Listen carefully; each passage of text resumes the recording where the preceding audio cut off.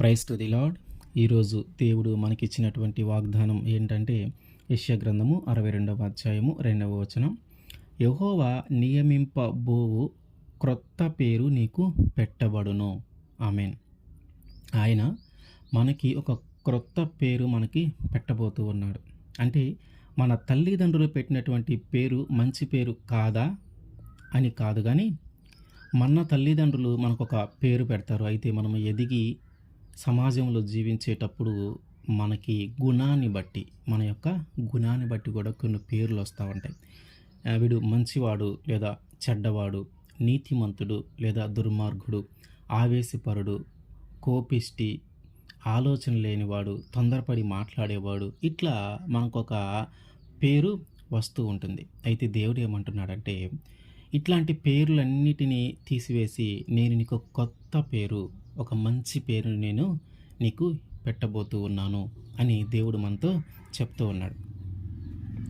అయితే అన్యులు ఎవరైనా రక్షణ పొందినప్పుడు మనం పేరు ఎప్పుడు మార్చుకుంటామంటే, అన్యులు ఎవరైనా రక్షణ పొందినప్పుడు, అంటే క్రైస్తవ్యంలో లేనివారు లేదా క్రైస్తవుల యొక్క పేర్లను వారికి తల్లిదండ్రులు పెట్టనప్పుడు, అన్యుల పేర్లు కలిగినటువంటి వ్యక్తులు బాప్తిసం పొందినప్పుడు, రక్షణ పొందినప్పుడు వారి యొక్క అన్యుల పేరు లేకుండా క్రైస్తవ్యంలో ఉన్నటువంటి పేరుని వారికి ఇవ్వటం జరుగుతుంది. అంటే వారు ఎప్పుడైతే రక్షణ పొందుకున్నారో వారికి నూతనమైన మనస్సు, నూతనమైన జీవితము, అట్లాగే నూతనమైన పేరు, ఒక కొత్త పేరు కూడా వారికి ఏర్పాటు చేయబడుతూ ఉంటుంది.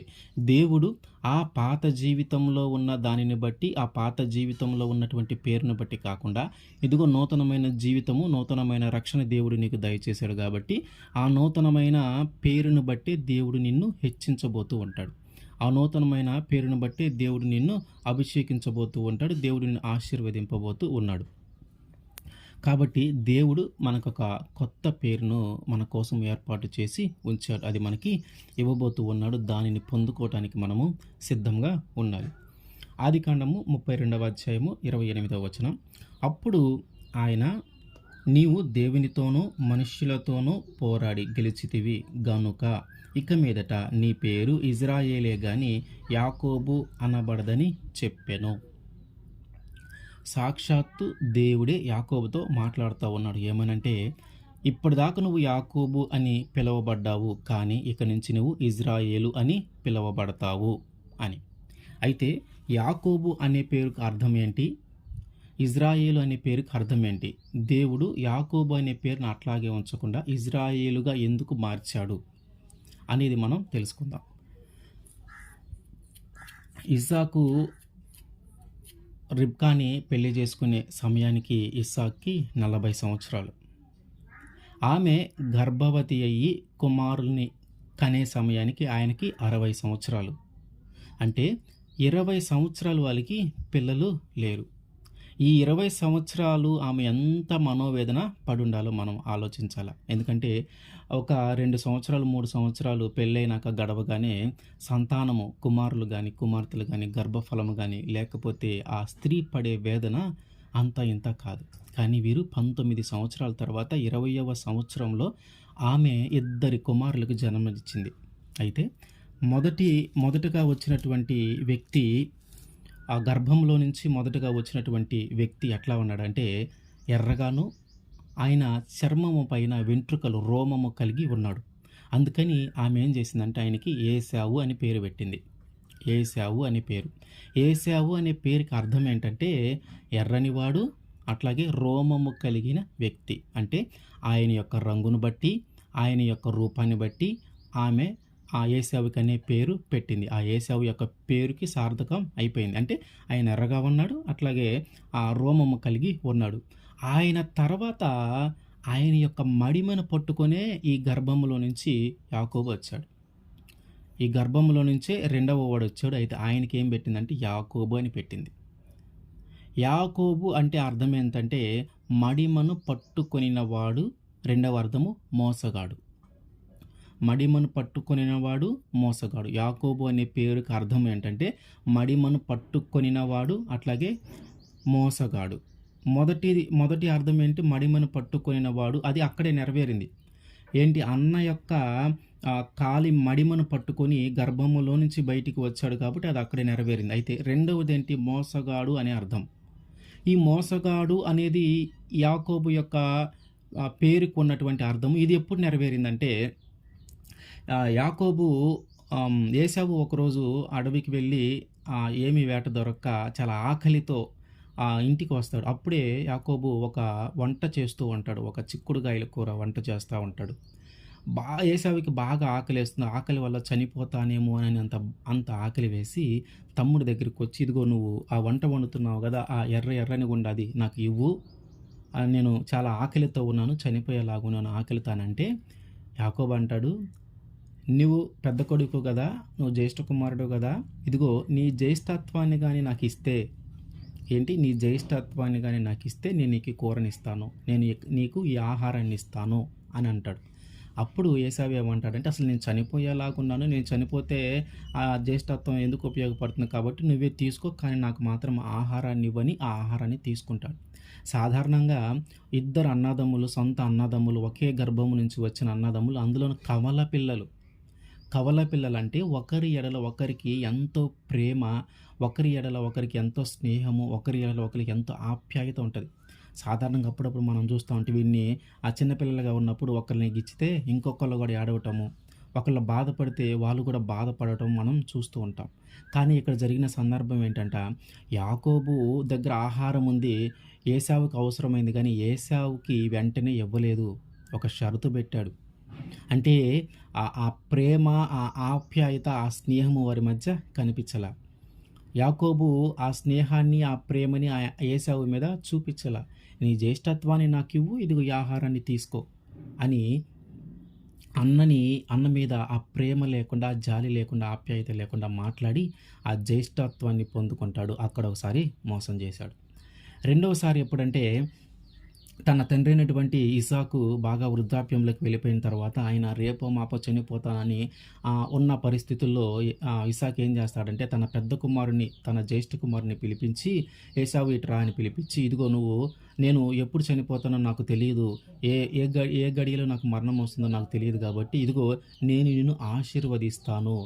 నా తండ్రి నన్ను ఆశీర్వదించినట్లుగా నా మీద ఉన్నటువంటి ఆశీర్వాదం అంతా నీ మీదకి వచ్చేలాగా నేను నిన్ను ఆశీర్వదిస్తాను. అయితే నువ్వు నువ్వు అడవికి వెళ్ళి ఒక వేటాడి ఆ మాంసాన్ని తీసుకొచ్చి వండి నాకు ఇష్టమైన ఆ మాంసాన్ని పెట్టే, అది తినిన తర్వాత సంతోషంగా నేను నిన్ను ఆశీర్వదిస్తానని" ఏశావుకి చెప్తాడు. అయితే ఈ మాట ఇస్సాకు యొక్క భార్య అయినటువంటి రిబ్కా ఏంటది. అంటే యాకోబు ఏశావు యొక్క తల్లి. ఆమె వినినప్పుడు ఏశావేమో తన తండ్రి మాట విని అడవికి వెళ్ళిపోతాడు. ఆమె విని ఏం చేస్తాడంటే యాకోబుని పిలిపించి, "ఇదిగో మీ నాన్న మీ అన్నతో ఇట్లా చెప్పాడు కాబట్టి ఇదిగో నేను నీకు ఒక మాట చెప్తాను, నువ్వు ఖచ్చితంగా విను." ఏమని? "ఇదిగో మీ అన్న వెళ్ళాడు కదా, నువ్వు మన మందలోకి వెళ్ళి ఒక మంచి 2 మేక పిల్లలను తీసుకొని రా. వాటిని వధించి నేను కూర వండి మీ నాన్నకి వండి నేను నీకు ఇస్తాను. ఏశావు రూపంలో నువ్వు వెళ్ళి మీ నాన్న దగ్గరికి వెళ్ళి మీ నాన్నకి అవి భోజనం పెట్టేసి తనకిష్టమైన ఆహారాన్ని పెట్టేసి అన్నకి రావాల్సిన ఆశీర్వాదాన్ని అంతా నువ్వు తీసుకో" అని చెప్తుంది. సాధారణంగా తల్లి ఎప్పుడు అట్లా చెప్పకూడదు. కానీ ఆ తల్లి చెప్పింది. అట్లాగే యాకోబు వెళ్ళి మొత్తం చేసి తన తండ్రి దగ్గర ఉన్నటువంటి ఆశీర్వాదాలన్నిటినీ కూడా ఈయన పొందుకున్నాడు. వాస్తవంగా ఆశీర్వాదాన్నంతా ఎవరు పొందుకోవాలా? జ్యేష్ఠ కుమారుడు పొందుకోవాలా, వాళ్ళ అన్న ఏశావు కోవాలా. కానీ ఆ ఆశీర్వాదాన్నంతా కూడా ఈయన పొందుకున్నాడు. ఈ 2 విషయాలను బట్టి యాకోబు మోసగాడు. మొదటి అర్థం ఏంది? మడిమను పట్టుకొనినవాడు, అది పుట్టగానే నెరవేరింది. రెండవ అర్థము మోసగాడు, ఈ 2 సందర్భాలలో నెరవేరింది. అయితే దేవుడు యాకోబుకి ఇజ్రాయేలు అని పేరు ఎందుకు పెట్టాడు? దేవుడు యాకోబుకి ఇజ్రాయేల్ అని పేరు ఎందుకు పెట్టాడు? ఆ పేరు యొక్క అర్థం ఏంటి? అయితే పెట్టిన తర్వాత మరి ఇజ్రాయేల్ అనే పేరుని దేవుడు ఎందుకు యాకోబుకి పెట్టాలని అనుకున్నాడు? వాస్తవంగా రిబ్కా యొక్క గర్భంలో ఉన్నప్పుడు దేవుడు యాకోబుని, ఏశావుని రూపించినప్పుడు దేవుని యొక్క ప్రణాళిక ఏంటి? దేవుని యొక్క ప్రణాళిక యాకోబు మీద ఎలా ఉంది? యాకోబుకి ఎందుకు దేవుడు ఇజ్రాయేల్ అని పేరు పెట్టాలని అనుకున్నాడు?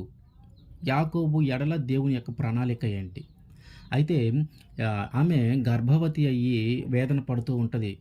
కడుపులో ఒక నొప్పిగా, ఆ కడుపులో అటు ఇటు కదులుతున్నట్టుగా ఉన్నప్పుడు, ఆ నొప్పిని భరించలేక రిబ్కా దేవుని దగ్గరికెళ్ళి ప్రాధేయపడతా ఉంటది. "అయ్యా, నా కడుపులో చాలా ఇబ్బందిగా ఉంది. ఇటు అటు తిరుగుతున్నట్టుగా ఉంది.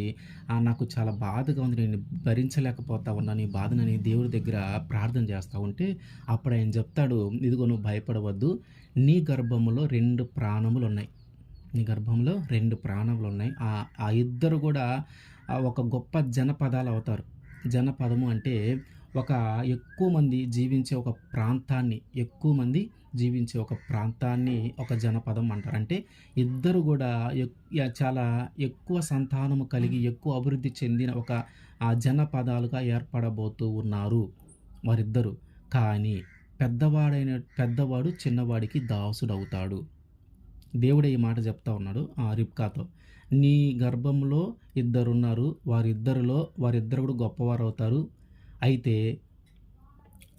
పెద్దవాడు చిన్నవాడికి దాసుడవుతాడు. పెద్దవాడు చిన్నవాడికి దాసుడవుతాడు. అంటే ఏశావు కంటే కూడా యాకోబు ఇంకా గొప్పవాడు కాబోతూ ఉన్నాడని. దేవుని యొక్క ప్రణాళిక చూడండి. దేవుడు ముందుగానే యాకోబు జీవితం ఎలా ఉండబోతుందని ఒక ప్రణాళిక ముందుగానే గీసి ఉంచాడు. ఇదిగో ఏశావు కంటే యాకోబు ఇంకా గొప్పవాడు కాబోతూ ఉన్నాడని. మరి యాకోబు గొప్పవాడు కాబోతున్నాడని దేవుడికి తెలిసి కూడా యాకోబుకి ఒక గొప్పవాడు అని అర్థం వచ్చేలా ఒక పేరుని ఎందుకు సూచించలేదు దేవుడు? తన తల్లి యాకోబు అని పెడితే ఆ పేరుకి మోసగాడని అర్థం వస్తుంది కదా! అమ్మ, ఇతను గొప్పవాడు కాబోతూ ఉన్నాడు కాబట్టి ఇతనికి ఆ పేరు వద్దు. ఇదిగో పలానా పేరు పెట్టు.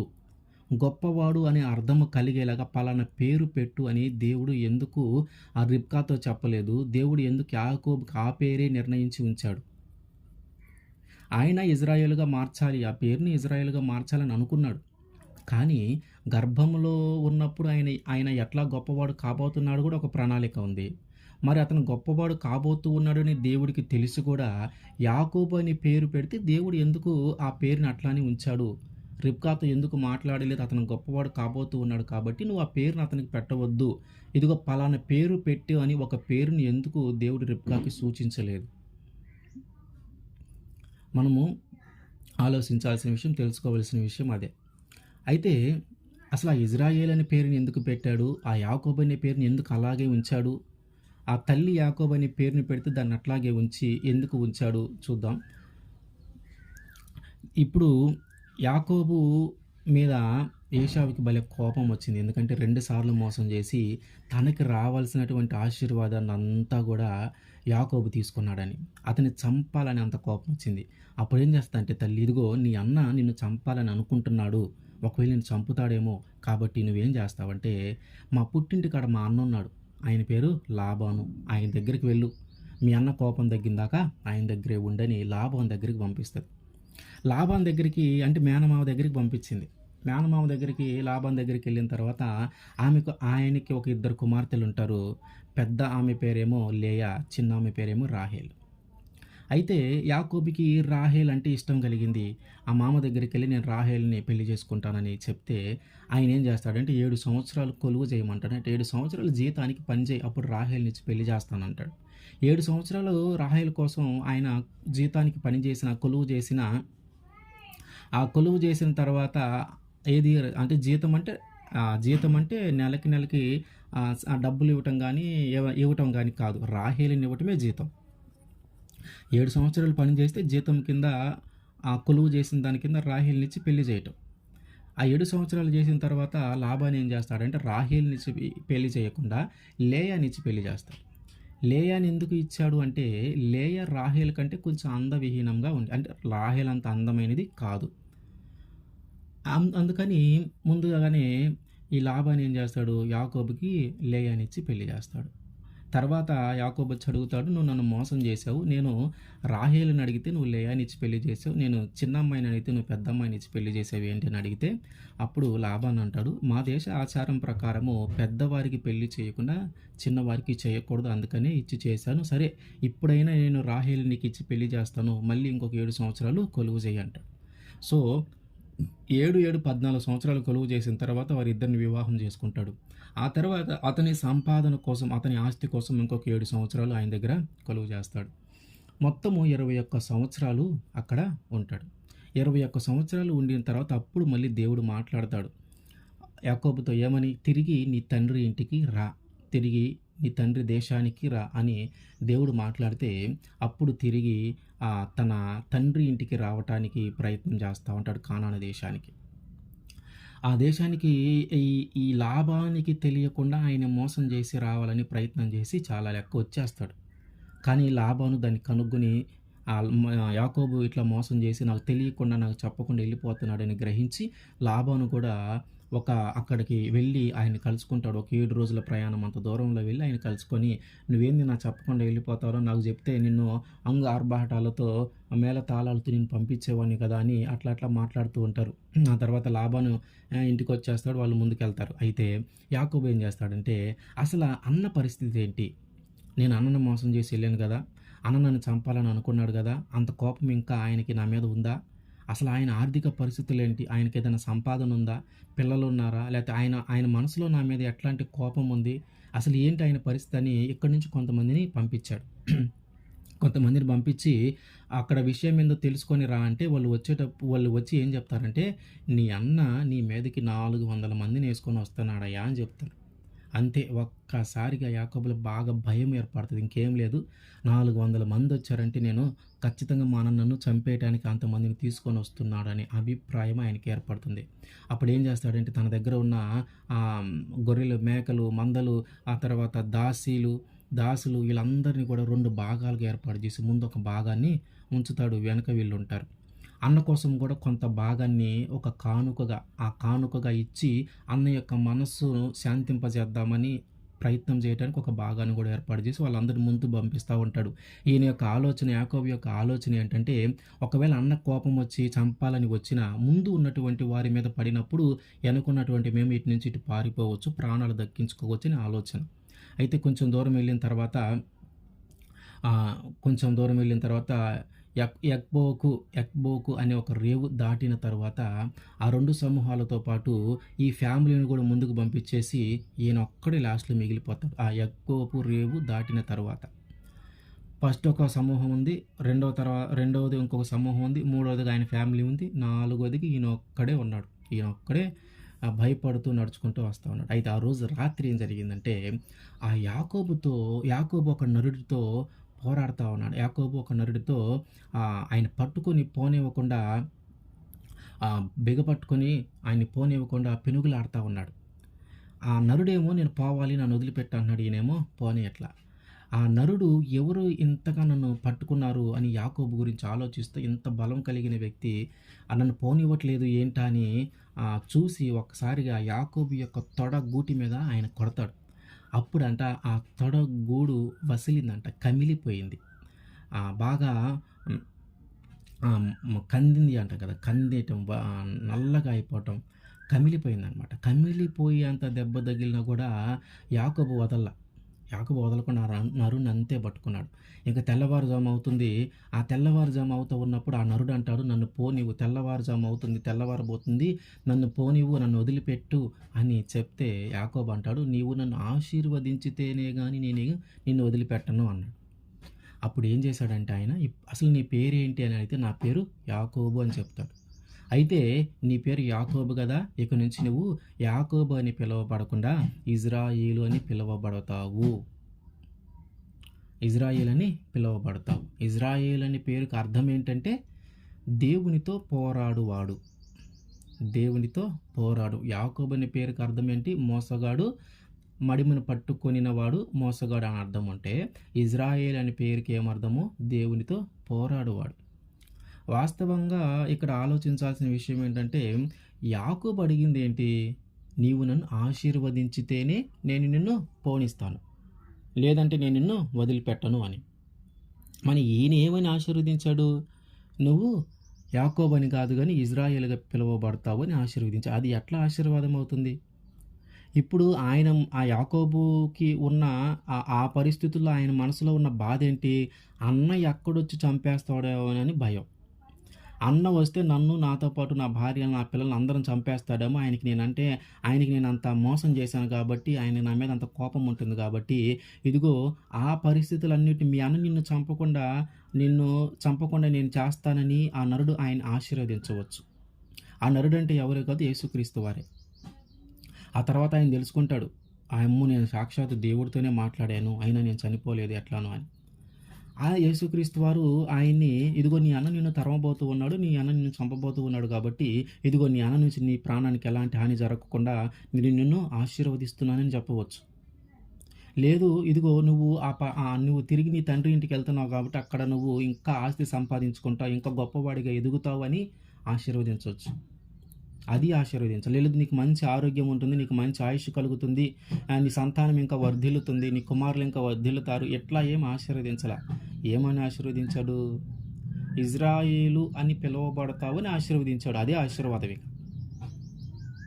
యాకోబు ఏమడిగాడు? నీవు నన్ను ఆశీర్వదించితేనే నిన్ను వదిలిపెడతానంటే, ఆ నరుడు అంటే ఆ యేసుక్రీస్తు వారు ఏమన్నారంటే, నువ్వు యాకోబుగా కాదు గానీ ఇజ్రాయేలుగా పిలువబడతావు అన్నాడు. అదే యాకోబుకి ఇచ్చినటువంటి ఆశీర్వాదం. ఇప్పుడు మనం ఎవరి ప్రజలమి? మనము ఇజ్రాయేలు ప్రజలము. ఐగుప్తు దేశము నుండి ఇజ్రాయేలు ప్రజలను దేవుడు నడిపించాడు. ఈ క్రైస్తవులు ఎవరైనా సరే ఇజ్రాయేలు ప్రజలే. మనం ఏమి మాట్లాడినా మనం ఇజ్రాయేలు ప్రజలమే. ఇదే మాట. అంటే దేవుడు ఎంత ఆశీర్వదించాడో చూడండి. యాకోబు కుమారులమని కానీ, యాకోబు సంతానమని కానీ, యాకోబు ప్రజలమని కానీ అంటల్లా. ఇజ్రాయేలు ప్రజలము, ఇజ్రాయేల్ సంతానము, ఇజ్రాయేలు దేవుడు ఇదే జరుగుతాం. కాబట్టి ఆ ఆశీర్వాదం ఎంత గొప్పగా ఉందో చూడండి. ఆయన చనిపోయినా ఇప్పటికి కూడా మనం ఎవరమంటే ఇజ్రాయేలు ప్రజలమే. ఇప్పటికి కూడా ఆయన పేరే నిలిచి ఉంది. అంటే దేవుని యొక్క ప్రణాళిక ఎట్లా ఉందంటే, యాకోబు విషయంలో ఆయన మొదటిగా ఆయనకి ఒక ప్రణాళిక ఉంది. ఏమని? ఇదిగో అన్న తమ్ముడికి దాసుడవుతాడు కాబట్టి తమ్ముడు ఇంకా గొప్పవాడిగా ఎంచబడతా ఉన్నాడు. ఆ ఎంచబడేవాడు యాకోబు. కానీ ఆయన చేస్తుంది ఏంటి? మోసం చేస్తా ఉన్నాడు. మన విషయంలో కూడా అంతే. దేవుడు మన మీద చాలా గొప్ప ప్రణాళిక కలిగి ఉంటాడు. మనల్ని చాలా గొప్ప స్థానంలో ఉంచాలని ఎంతగానో ఆశపడతాడు. ఒక గొప్ప అధికారంలో ఉంచాలని దేవుడు ఎంతగానో ఆశపడతాడు. కానీ మనం ఏం చేస్తామంటే, యాకోబు చేసినట్టుగా మనం కూడా మోసం చేయటం, అబద్ధాలాడటం, దొంగతనాలు చేయటం, ఆయనకి ఇష్టం లేని మార్గములు అన్నిటిలో మనము నడుచుకుంటూ వస్తాం. పోనీ అలాగని యాకోబుని ఏమైనా ఆయన వదిలిపెట్టాడా? ఎందుకంటే ఆయన ప్రణాళికలో ఉంది. ఏంది? ఇతను గొప్పవాడు కావాలి అని. ఆయన ప్రణాళికలో ఉన్నప్పుడు మరి ఒక మోసం చేసిన వ్యక్తిని, ఒక అన్నని మోసం చేసిన వ్యక్తిని, ఒక తండ్రిని మోసం చేసిన వ్యక్తిని నువ్వు ఎలా ఆశీర్వదించగలుగుతావు అన్నాడు దేవుడు. ఇప్పుడు మోసం చేసిన వ్యక్తి, ఆ పాపం చేసిన వ్యక్తికి శిక్ష పడాలి. పాపం చేసిన వ్యక్తికి ఆశీర్వాదం ఉండకూడదు. కానీ దేవుడు ఆ యాకోబుని ఆశీర్వదించాడు.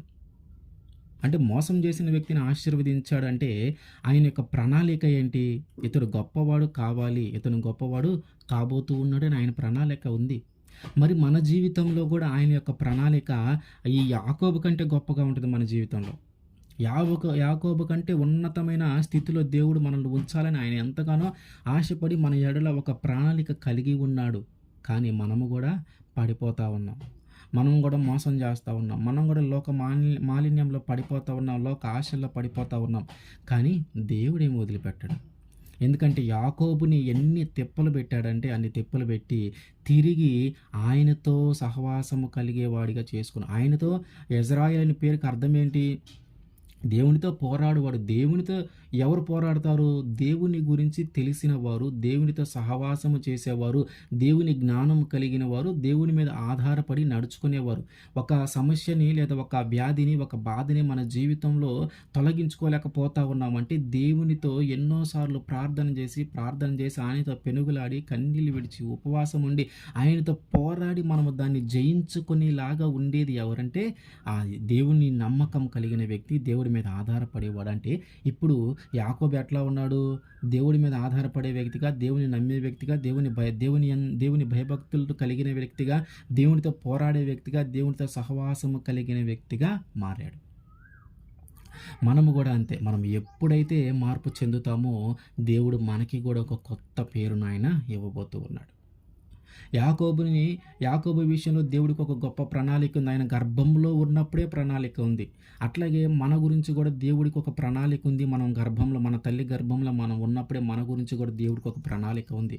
అయితే యాకోబు పడిపోయినట్టుగా మనము కూడా కొన్నిసార్లు పడిపోతా ఉన్నాం. అంత మాత్రాన దేవుడు మనల్ని వదిలిపెట్టడు. ఆ తప్పుని మనము తెలుసుకొని యాకోబుని ఎట్లా అయితే తిప్పలు పెట్టి తిరిగి దేవుడి కోసం ఆధారపడి దేవుని కోసం బ్రతికేలాగా చేస్తా ఉన్నాడో మనల్ని కూడా దేవుడు ఆ విధంగా మారుస్తాడు. కాబట్టి మనము చేయాల్సింది ఏంటంటే, ఇదిగో దేవుడు మనకి నియమింపబోతూ ఉన్నటువంటి ఒక కొత్త పేరుని పొందుకోవటానికి మనము సిద్ధంగా ఉండాల. యాకోబు ఆ 21 సంవత్సరాల లాబాను దగ్గర ఆ పని చేసినాక దేవుడు తిరిగి నీ ఇంటికి రా అంటే ఇదిగో ఆయన ఆలోచించలా. ఇదిగో దేవుడా, నేను మా అన్నని ఇట్ట మోసం చేసి వచ్చాను, నా తండ్రిని ఇట్ట మోసం చేసి వచ్చాను, మరి నేను వెళితే తిరిగి మా అన్న చంపేస్తాడు కదా అని ఆయన అనలా. మనం లేఖనాలు కానీ గమనిస్తే ఆయన ఎక్కడా కూడా ఆ మాట అనలా. ఆ మాట అనకుండా దేవునికి విధేయుడై దేవుడు ఆ మాట చెప్పగానే ఇక వెళ్ళటం మొదలుపెట్టాడనమాట. మరి నా అన్నని నేను మోసం చేసి వచ్చాను, నేను వెళ్తే చంపేస్తాడేమో, నాన్న నేను మోసం చేసి వచ్చాను, నేను వెళ్తే నన్ను చంపేస్తాడేమో అని ఆలోచించాలి. ఎప్పుడు ఆలోచించాడు? దగ్గరికి వచ్చిన తర్వాత మళ్ళీ ఒక ఇద్దరు ముగ్గురిని ఆయన దగ్గరికి పంపించేసి వాళ్ళు చెప్పిన సమాచారాన్ని బట్టి విని అప్పుడు ఆలోచించాడు. పోనీ అప్పుడైనా ఆలోచించి ఏం చేశాడు? మళ్ళీ దేవుడి మీదే ఆధారపడ్డాడు. ఈ దేవుడికి ప్రార్థన చేస్తా ఉన్నాడు. ఏమని? ఇదిగో నేను మా మామ ఇంటి దగ్గర ఉండి నేను పని చేసుకుంటా ఉంటే, నా మానాన్ని నేను బతుకుతా ఉంటే, ఎట్టో తప్పించుకొని ప్రాణాన్ని దక్కించుకొని నేను వెళ్ళిపోయి చాటును బతుకుతా ఉంటే, నువ్వేమో తిరిగి నీ తండ్రి ఇంటికి రా అన్నావు. ఇదిగో ఇప్పుడు చూడు, మా అన్న నన్ను చంపడానికి 400 మందిని వేసుకొని నా మీదకి వస్తున్నాడు. నువ్వే కదా రమ్మనింది, నువ్వే కదా నేను ఆయన్ని చూసుకుంటానని చెప్పింది. ఇదిగో ఈ పరిస్థితి నుంచి కూడా నువ్వే నన్ను కాపాడాలా, మా అన్నను నుంచి కూడా నువ్వే నన్ను కాపాడాలా అని దేవుడి మీదే ఆధారపడ్డాడు. కాబట్టి మనము ఆయన మాట గుడ్డిగా వింటే ఆయన ఎలాంటి పరిస్థితులు వచ్చినా మనకి సహాయం చేయగలిగిన దేవుడు. ఎట్టి పరిస్థితుల్లోనూ ఆయన మనల్ని విడనాడడు ఆయన. ఆయన మాట విని మనం ముందుకు వెళితే చాలు. ఆయన మాట మనం జరిగించుకుంటూ వెళితే చాలు. ఒకవేళ దేవుడికి నీ మీద చాలా గొప్ప ప్రణాళిక ఉందేమో, కాబట్టి నువ్వు తొందరపడి ఏ పాపంలో పాల్గొనకు, నువ్వు తొందరపడి ఏ దోషంలో పాల్గొనకు. ఒక తప్పు చేయటానికి నీ స్నేహితులతో చేతులు కలపకు. నీ మీద దేవుడికి ఒక గొప్ప ప్రణాళిక ఉంది. నువ్వు ఏదైనా ఒక పొరపాటు చేసి ఉంటే, పొరపాటున ఏదైనా ఒక పాపంలోనూ పడిపోయి ఉంటే, ఇదిగో తిరిగి దేవుని దగ్గరికి రా. తిరిగి దేవుడి మీద ఆధారపడు. దేవుని వేడుకో. అయ్యా, నా ఎడల నీకు ఎంతో గొప్ప ప్రణాళిక ఉందని నేను నమ్ముతున్నాను. ఇదిగో అనుకోకుండా నేను నీ పాపంలో పడిపోయాను, అనుకోకుండా నేను నీ తప్పు చేశాను, నన్ను క్షమించు. ఇక నేను ఎప్పుడు ఆ పాపంలో పాల్గొననయ్యా, ఇంకెప్పుడు నేను ఆ తప్పు చేయనయ్యా. ఇదిగో నీ ప్రణాళిక నా జీవితంలో ఏదైతే ఉందో దాన్ని జరిగించయ్యా. నీ ప్రణాళిక ఏదైతే నా జీవితంలో నువ్వు చేయాలనుకుంటున్నావు అది చెయ్యమని ఆయన కానీ మనం అడిగితే ఖచ్చితంగా ఆయన యాకోబు కంటే కూడా ఉన్నతమైన స్థితిలో మనం ఉంచుతాడు. ఇజ్రాయిల్ అనే పేరు యాకోబుకి ఇచ్చాడు. ఇప్పటికి కూడా అదే పేరుంది. ఇజ్రాయిలీల ప్రజలము, ఇజ్రాయిలీల ప్రజలము, ఇజ్రాయిలీల దేవుడు, ఇజ్రాయిలీల ప్రజలని. ఎందుకంటే ఇజ్రాయిల్ తర్వాత ఆయన యొక్క కుమారుల్లో యోసేపు వచ్చి ఐగుప్తు దేశానికి వెళ్ళి అక్కడ కొన్ని కారణాలు బట్టి వెళ్ళి అక్కడ ఆ రాజ్యాన్ని ఏలాడు. కానీ యోసేపుని బట్టి ఆ యోసేపు యొక్క ప్రజలమని అని అంటల్లా, ఇజ్రాయిలీల ప్రజలమని అంటున్నారు. ఇజ్రాయిలీల ప్రజలమని అంటున్నారు. అంత గొప్ప పేరు ఆ యాకోబుకి దేవుడు ఇచ్చాడు. మొదట ఆయన ఎవరు? మోసగాడే. ఆయనకున్న పేరు యొక్క అర్థం ఏంటి? మోసగాడే. కానీ తర్వాత ఎలా మార్చాడు? ఒక గొప్ప వ్యక్తిగా, దేవునితో సహవాసము చేసే వ్యక్తిగా, దేవునితో పోరాడే వ్యక్తిగా, దేవునితో మాట్లాడే వ్యక్తిగా, దేవునికి ప్రార్థించే వ్యక్తిగా, దేవుడి మీద ఆధారపడే వ్యక్తిగా దేవుడు మార్చుకొని అప్పుడు ఆయన యొక్క పేరును చాలా గొప్పగా ఉంచాడు. ఆయనకు ఒక కొత్త పేరును దయచేశాడు. మన జీవితంలో కూడా అంతే. దేవుడు మనకి కూడా ఒక కొత్త పేరుని ఇవ్వటానికి, ఒక కొత్త స్థానాన్ని ఇవ్వటానికి దేవుడు ఎంతగానో ఆశపడుతూ ఉన్నాడు. కాబట్టి మనము కూడా ఆయన నియమించినటువంటి ఆ కొత్త పేరును మనము పొందుకునేలాగా మనము కూడా ఆయన సన్నిధిన ప్రార్థన చేద్దాం. ఆమేన్.